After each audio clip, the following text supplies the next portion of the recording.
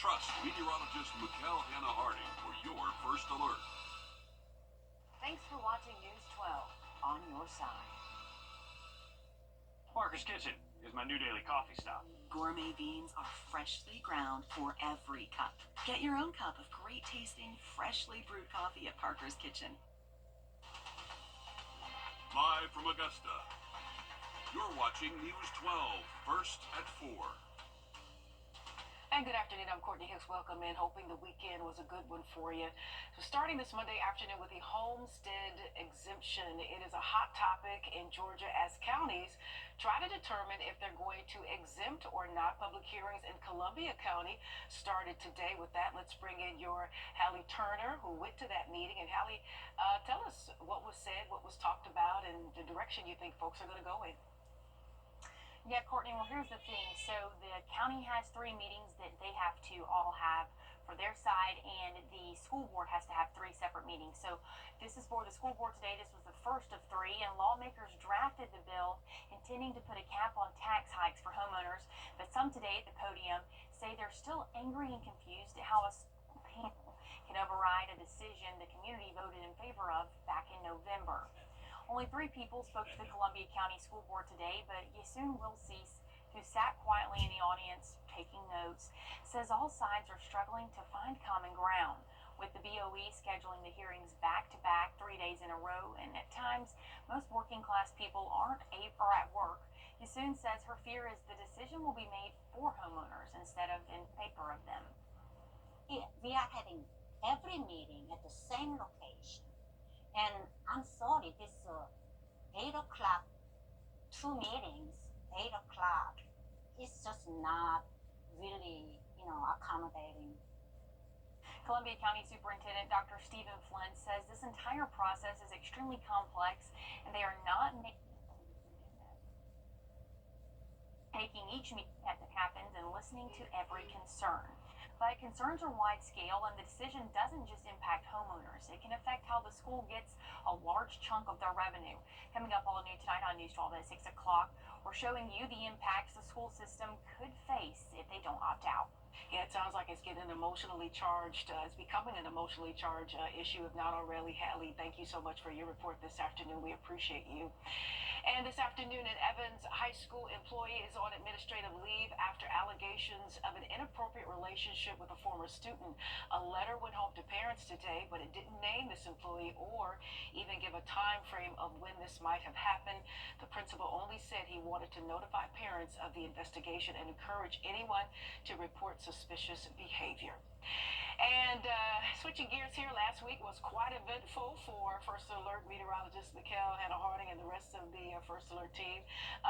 Besides the nuisance of the rain, this week seems to be pretty normal, and I use that word loosely because we have been caught by surprise so many times with this very interesting weather we've had.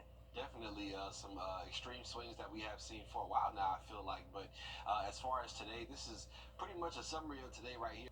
Across the country, wilderness camps are said to be helping struggling youth get their lives back on track. But after the deaths of some campers in North Carolina, some of those camps could be shut down.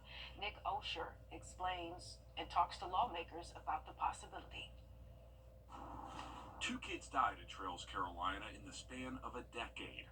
The camp billed itself as a place offering wilderness therapy until it was shut down by state regulators last year. But nearly all of the former campers we've talked to in our years-long investigation described allegations of abuse and neglect and little therapy. I was not safe at Trails, obviously not. Nobody who goes in there is safe, and that's why people have died there. It was incredibly traumatic, and I still struggle with flashbacks and nightmares like 5-6 years later. These are called therapeutic wilderness programs. Yes. Did you get much therapy? There's no real therapy that happens. It's stories like those, along with the 2 deaths at Trails, Carolina, that led outgoing NC Secretary of Health and Human Services Cody Kinsley to call for wilderness camps to be banned altogether in North Carolina. I don't think wilderness therapy camps have a place in our continuum of care in North Carolina. I think that the fundamental thing that needs to be done is the law needs to be changed to permanently remove these licenses so they don't exist. I took Kinsley's call for a ban to leaders at the NC General Assembly. House Majority Leader Brendan Jones issued a statement in response, saying in part, quote, "Ensuring the safety and well-being of our children must always be our foremost concern. This tragedy highlights the need for continued vigilance and potentially some reforms and programs like these to prevent future harm to more North Carolina youth." Lawmakers are set to take up new legislative proposals as they reconvene this month. North Carolina would be the first state in the country to outlaw these camps if lawmakers follow through. Ideally, there will be no child that will ever want to go to one of these facilities or need to go because their parents think that. And groups across the country have called for more regulations and a standard definition of a wilderness camp. North Carolina would be the first state to regulate the programs. And in the first 100 days, President Trump has enacted new immigration policies. Learn more about them. That's coming up next. Mikhail. We are looking at winds starting to pick up as we head towards tomorrow behind this front that's moving in today. We'll look at your forecast next. Time and Temp, brought to you by your First Alert weather team. Enjoy exceptional financing. Act now to get an extra 10% off. Call today. The CSRA is where we were born, where we live, where we work, where we're raising our families. It's our home. That's why the people of the CSRA count on us after an accident, because they know about our skill in the courtroom, how we treat clients like family, how we love this community, and the people who proudly call it home. We're just a call or click away. Injured? When you need me, call me. I'm your Augusta guy. 706-724-7224.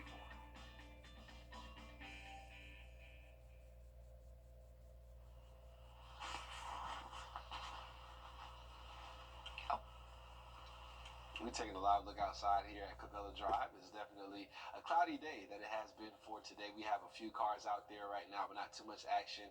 Over here, we're looking at a different look from Beach Island, just some clouds in the sky out there. And this camera is 750 feet in the air, so definitely a different vantage point and some very low cloud bases for today. So the head is in the clouds there for this camera. 49 degrees with a southwest wind at 6, and we do have feels like temperatures in the upper. And a little bit closer to home, we all know some of us really like to travel to Tybee Island, but you're not the only one. Some shorebirds fly thousands of miles to visit the Georgia coastline. That's why a nonprofit called Met is focused on sharing the shores. One biologist with the group says, when it comes to our feathered friends, there's more that meets the eye. A lot of these birds tell stories that don't just stop at the end of your backyard. They connect us across state lines, across countries. These birds have lots of stories to tell, but also a lot of human connections to help us make to other cultures, to other conservation efforts. All the money raised yesterday will help Manomet with its conservation and educational opportunities. We'll be right back.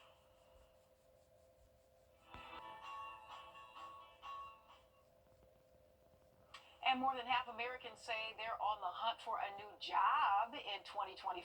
And experts say some of the fastest growing opportunities didn't even exist 25 years ago. An annual report found jobs focused on artificial intelligence are among the fastest growing in the country.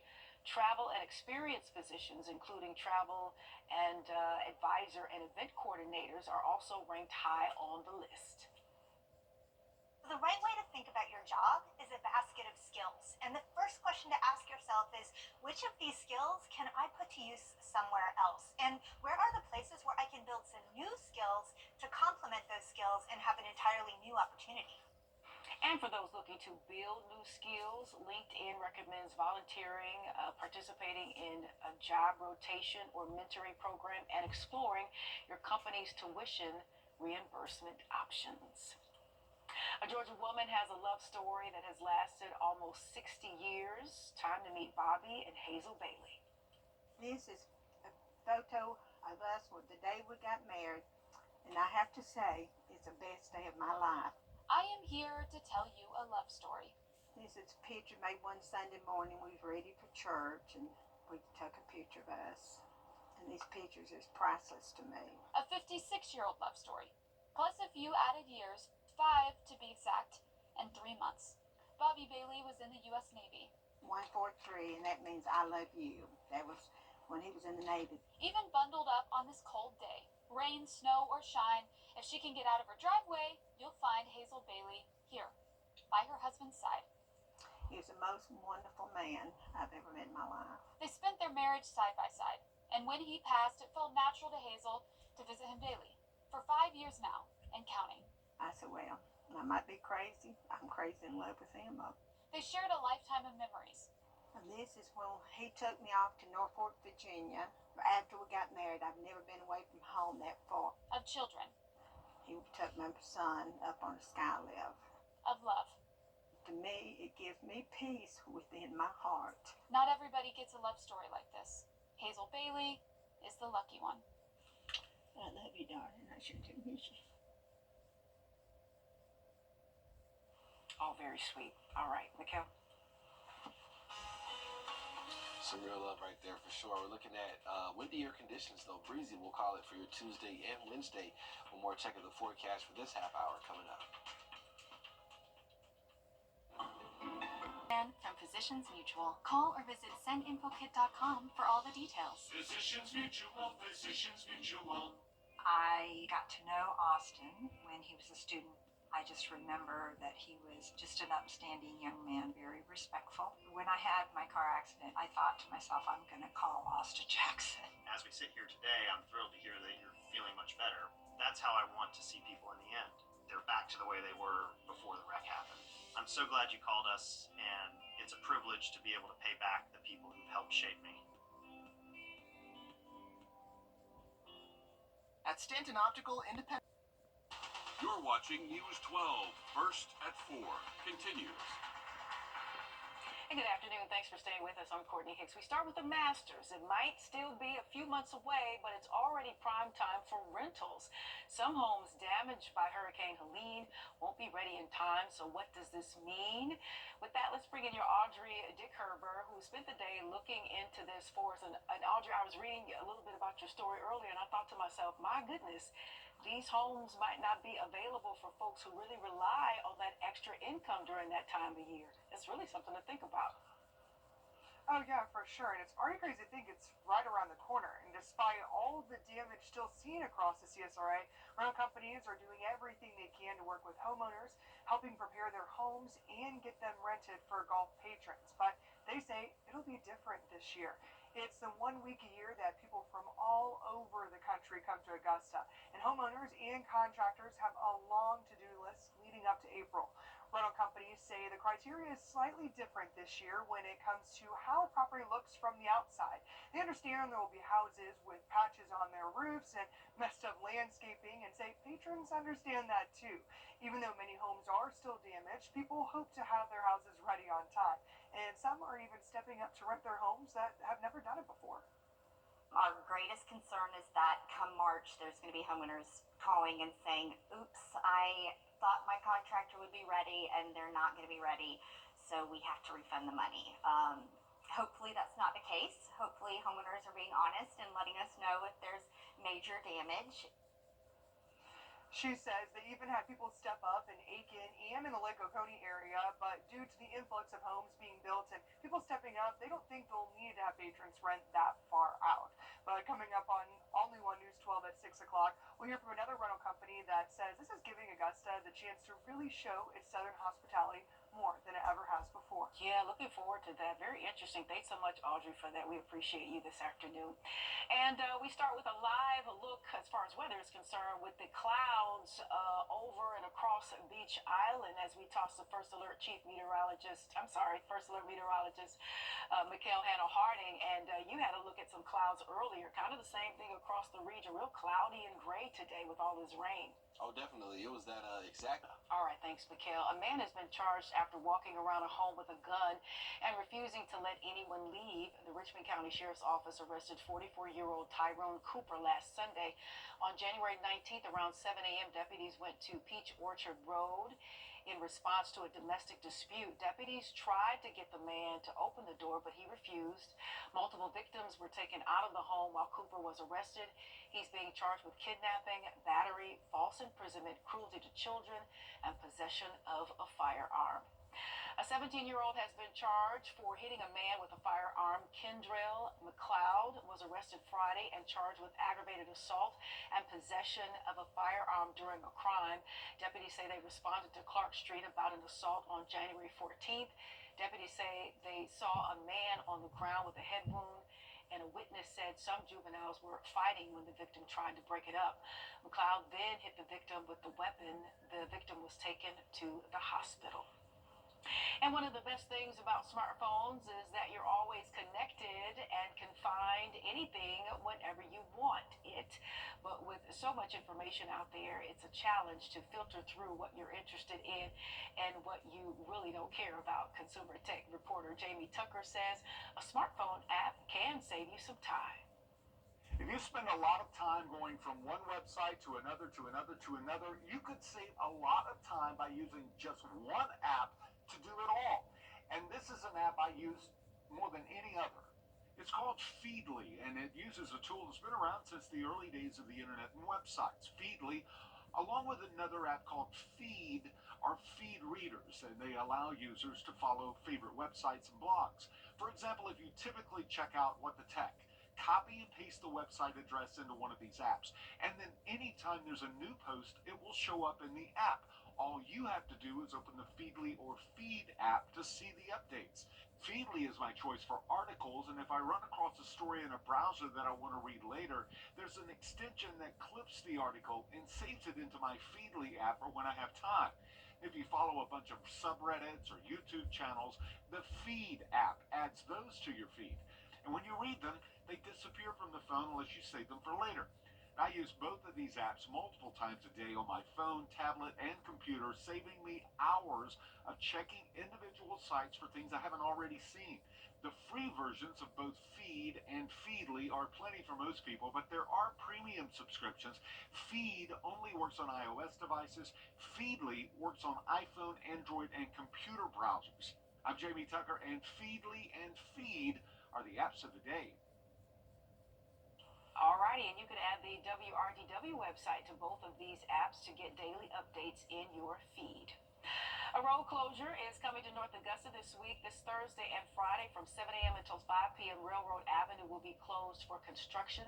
That's between the traffic circles alongside SRP Park. Officials advise you to adjust any routes you may have through there for the next 2 days. And the average price of gas in South Carolina has gone up, but experts think it won't last for long. After a speech from President Trump, experts say prices have stabilized and will remain that way for a few weeks in South Carolina. Gas prices have gone up 2.7 cents per gallon over the past week. Now in Georgia, prices remain the same over a week. And Savannah is giving back to victims of wildfires in California. See what they're doing. That's coming up next. Mikhail? And we are looking at those winds for us picking up as we head into tomorrow. We'll look at your forecast for the remainder of this week as well, coming up.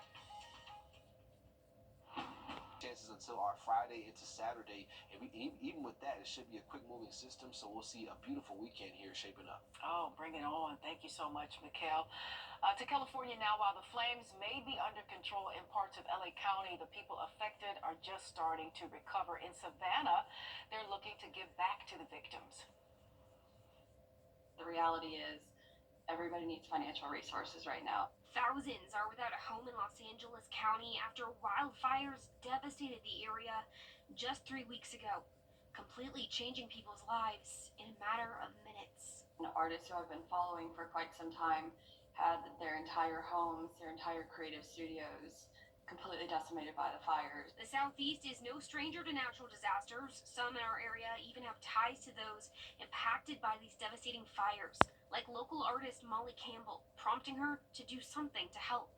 I had noticed, one or two here or there who had been organizing, fundraising, but I was kind of beginning to think like, okay, maybe there can be a little bit more. She realized the biggest thing these fire victims need is financial support. So the idea for a silent auction was born. 54 local businesses have jumped in to help, donating items to be auctioned off, including Greg's famous hot sauce. My heart really broke hearing about, it's such a major loss and a really joining forces with a bunch of other locals made a lot of sense to me. Greg Hornak is an artist and restaurant worker, two groups in need of assistance in LA following these fires. To him, getting involved was a no-brainer, donating a basket of different hot sauces and other goods to be auctioned off. There's always someone that needs help, and there's always someone that can help.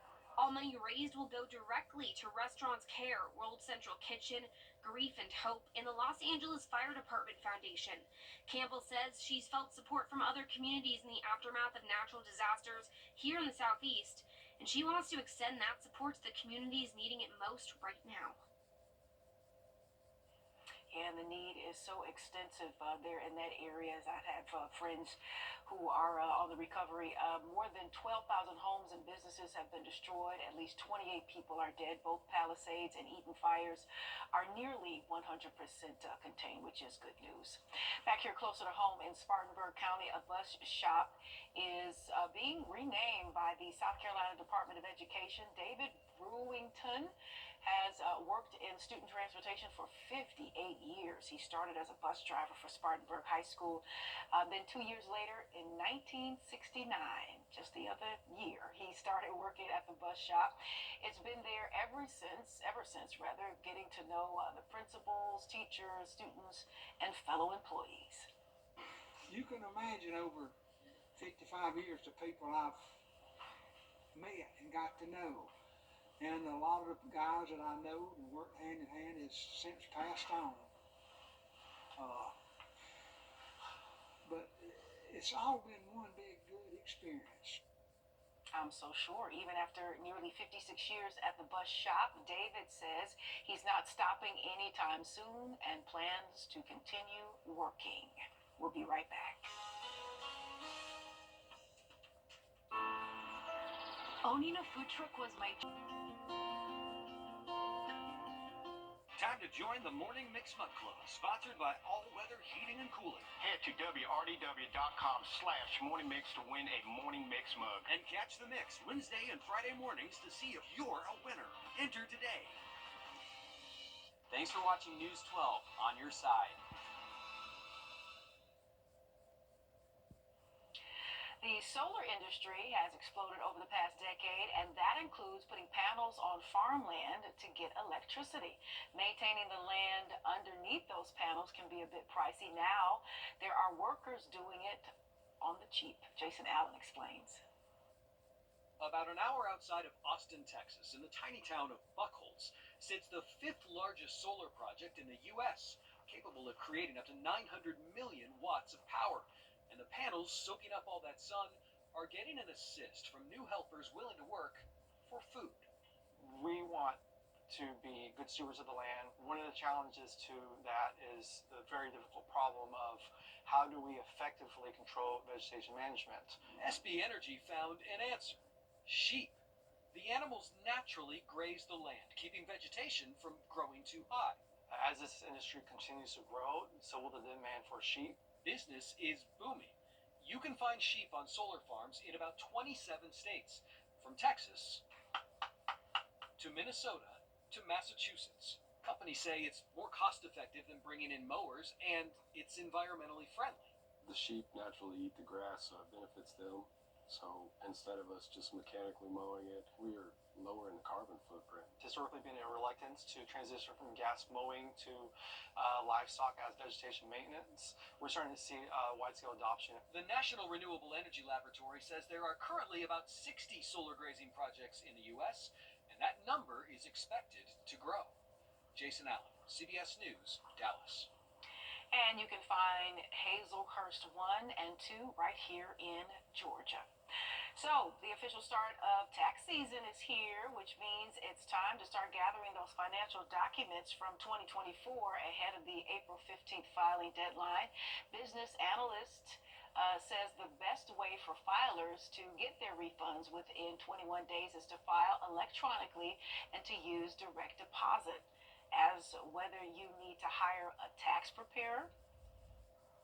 It depends on the complexity of your life. Some people think it's just, oh, I have a lot of money versus not. But if you're just a wage earner, a W-2, by the way, keep your eye out for all these tax documents. They come via snail mail very often.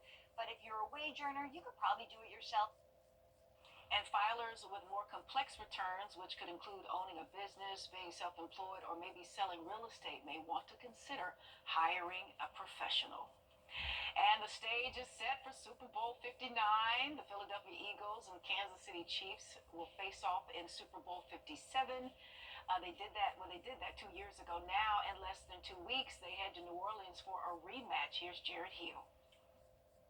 At Super Bowl 59, a rematch 2 years in the making, as the Philadelphia Eagles and Kansas City Chiefs prepare for a face-off. Get down tonight! Kansas City tight end Travis Kelce hyped up the crowd with his team, Kelce's girlfriend Taylor Swift looking on, after the Chiefs beat the Buffalo Bills 32-29 in the AFC Championship game. The win setting the stage for the Chiefs' 5th Super Bowl in 6 years, and could put them on track for the NFL's elusive back-to-back-to-back triple consecutive win. Champagne for winners! Let's go for that three-peat! In Philly. Eagles fans stormed the streets, climbing street poles, celebrating the NFC win. Running back Saquon Barkley racing into the end zone 3 times, scoring nearly half the team's 7 touchdowns. The Eagles soaring past the long-shot Washington Commanders 55-23. We ended up having to play ping pong because anytime we were playing ping pong, the Eagles were winning. Now, as the Big Easy gears up to host the big rematch, nabbing a ticket won't be so simple. The cheapest tickets on StubHub are going for thousands of dollars.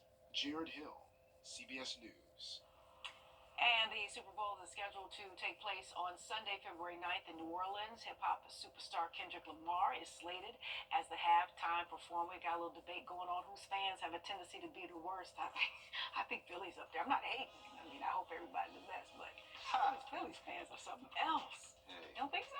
Yeah, they're having a time out there for sure, but we'll see how it goes. I'll be watching it from the comfort of my home, not paying $5,000 for a ticket. Yeah, But it's pretty pricey. sunny and seasonal as we finish off the week, even above average, I would say. We'll look at some breezier conditions setting up for the middle of this weekend. We'll check in on the forecast one more time coming up.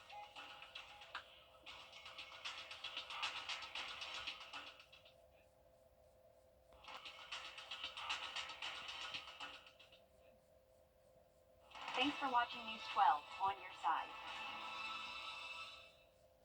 Water in your... Well, it's cloudy outside, definitely gloomy for today. We've seen temperatures in the 40s and still there right now at 49 from Bushfield Airport. A slight wind chill. It feels like 47 out there with the wind at about 6 miles an hour out of the south and west. But we're starting to lose visible satellite now that the sun is getting closer to sunset. But you can see still a blanket of cloud cover across the entire two-state here in between Georgia and South Carolina. A very sharp cutoff, though, in those clouds. So that's just the evidence of a front to our west. And ahead of it, we have some rainfall still ongoing across portions of Georgia, South Carolina, and you can see here primarily in our southern counties, places like just south of Louisville and also in between Emmanuel County through Screven County and even southern Allendale County, just seeing some light showers working through at this time. But we'll see a pretty warm outlook for this week. We're talking about temperatures in the 60s to near 70 all week long and mornings above freezing, so some good news there. That is good news. Thanks, Mikhail. And thank you for joining us. Live at 5 is up next with Meredith and Riley. They'll take it from here. We appreciate you. Have a good one.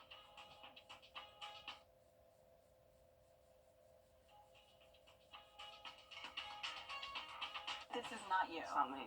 Real people. This is Kathy. Stay for just $14.95. Visit plexidermtrial.com. After an accident, consider this. Insurance companies track the results of law firms. They know which ones ignore lowball offers and file lawsuits, and which ones have never seen the inside of a courtroom.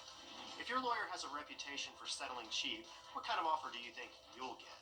I'm Austin Jackson. At my law firm, insurance companies respect us because we stand up for our clients. Injured? Call Austin Jackson, the Augusta guy. 706-724-7224.